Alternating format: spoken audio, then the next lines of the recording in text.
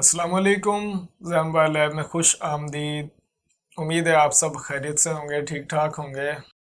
जिस तरह नया साल शुरू हुआ है तो इसी तरह यूएमटी डोंगल ने एक अपडेट दी है, हैप्पी न्यू ईयर। और वो अपडेट बड़े कमाल की है, तो मैंने अभी अभी डाउनलोड की है। तो आइए हम उसके फीचर देखेंगे, उसको इंस्टॉल करेंगे। तो आइए मैं आपको ले चलता हूँ सेटअप पर। मैंने जीएसएम फोरम यूएमटी डोंगल को ओपन किया तो यहाँ पर आप देखें कि 1 जनवरी 2023 और ये अपडेट आई है अल्टीमेट MTK 2 और ये वर्जन है 0.2।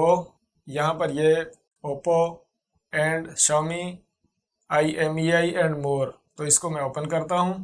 तो यहाँ पर आप देखें कि यूएमटी डोंगल की तरफ से आपको नए साल पर मुबारकबाद दी जा रही है और साथ में ही एक सेटअप जो है MTK का, उसकी अपडेट आई है 0.2।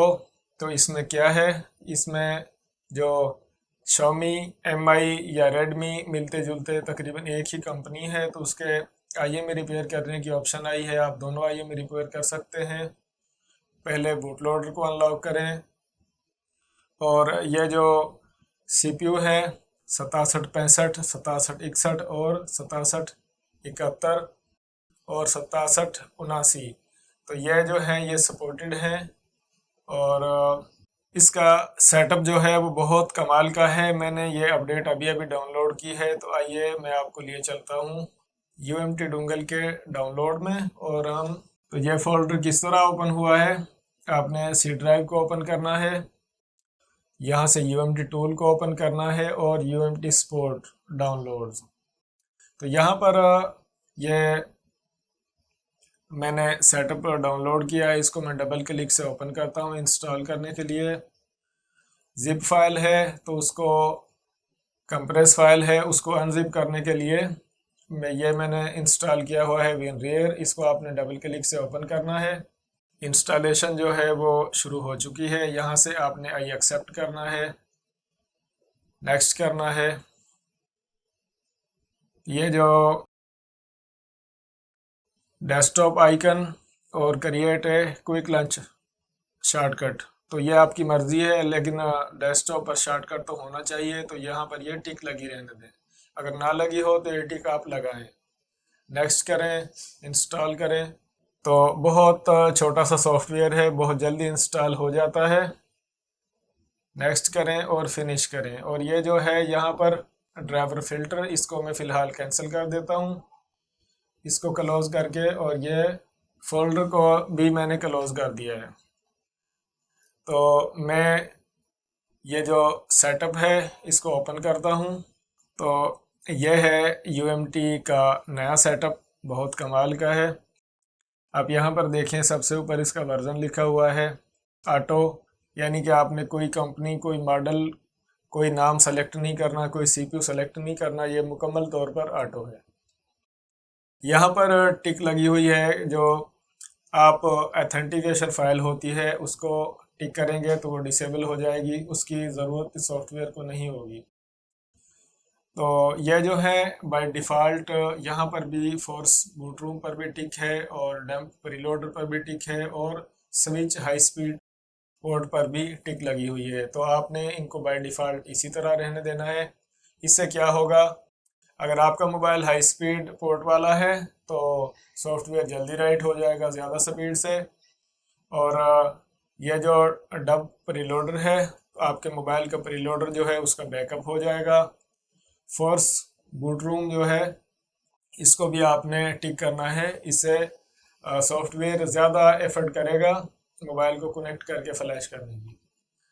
तो ये जो है इसमें यहाँ पर दो चीज़ें हैं, फ्लैश और सर्विस।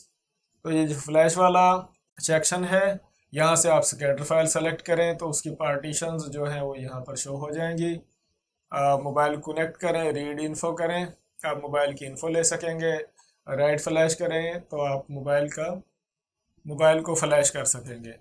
तो जो ज़्यादा इस्तेमाल की चीज़ है वो है सर्विस में, और जो सर्विस है इसमें जो लास्ट सेटअप था इसका, इससे जो पहली अपडेट थी उससे कुछ चीज़ें इम्प्रूव की गई हैं, क्योंकि सेटअप को देखने से ही पता चल रहा है कि पहले ये फंक्शन जो है दूसरे वर्जन में कुछ और तरीके से है।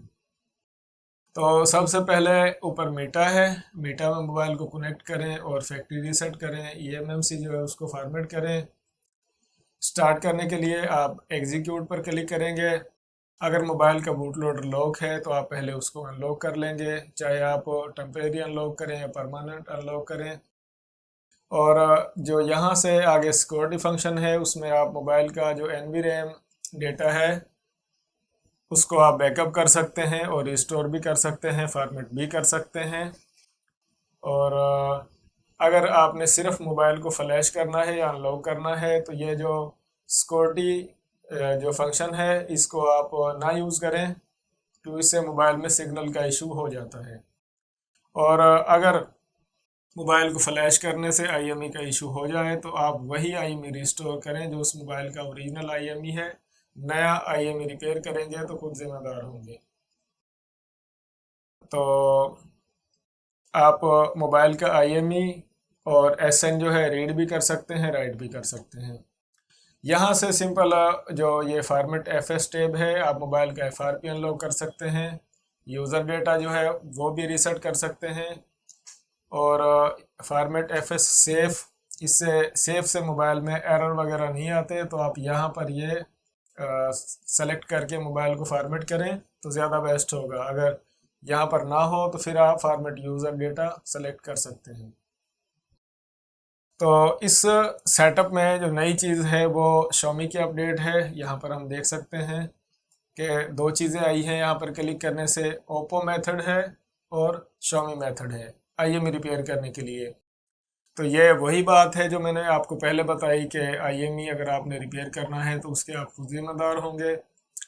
IME को रिपेयर नहीं करना चाहिए बल्कि IME को रिस्टोर करना चाहिए कि जो ओरिजिनल उसी मोबाइल का IME नंबर है वो आप उसी मोबाइल में राइट कर सकते हैं अगर कोई सॉफ्टवेयर करने से इशू हो जाए तो। नया IME नंबर राइट ना करें, कानून जुर्म है। तो जब आप कानून की खिलाफ वर्जी करेंगे तो आपको उसका खमियाजा भुगतना पड़ेगा, जो एक मुश्किल सूरत हाल होती है। इससे आगे यहाँ पर दो तीन चीज़ें और हैं। आप ओप्पो की आईडी रीसेट कर सकते हैं, हवावे की आईडी रीसेट कर सकते हैं, MI का अकाउंट रीसेट कर सकते हैं। और जो MI में अनलॉक करने के बाद अगर वाईफाई से कनेक्ट किया जाए तो दोबारा रीलॉक हो जाता था, तो यहाँ से आप फिक्स कर देंगे तो दोबारा मोबाइल रीलॉक नहीं होगा। बहुत स्मार्ट सा सेटअप है, बहुत कमाल का और बहुत आसान फंक्शन है, क्योंकि मोबाइल को कनेक्ट करना, बूट सेलेक्ट करना, authentication file, download agent file और मोबाइल का CPU, काफ़ी सारी चीज़ें जो हैं वो इस सेटअप में बाईपास कर दी गई हैं कि बस आपने मोबाइल को कनेक्ट करना है और ऑपरेशन सेलेक्ट करना है, स्टार्ट करना है और डन।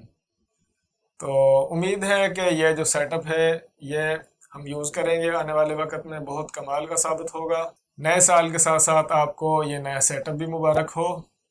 अपना ख्याल रखिएगा। अल्लाह हाफिज़।